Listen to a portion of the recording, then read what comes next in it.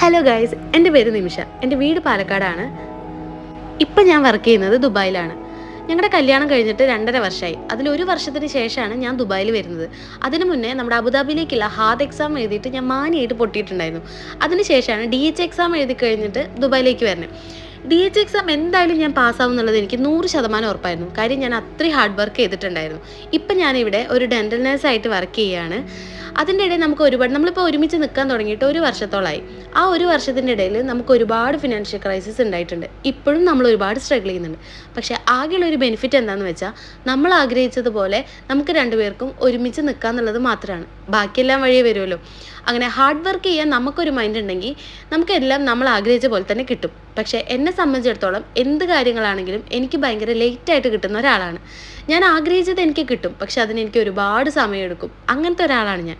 അപ്പോൾ ഇപ്പോഴും നമ്മൾ ആഗ്രഹിച്ചൊക്കെ നമ്മളിലേക്ക് എത്തുന്നുള്ള പ്രതീക്ഷയിലാണ്.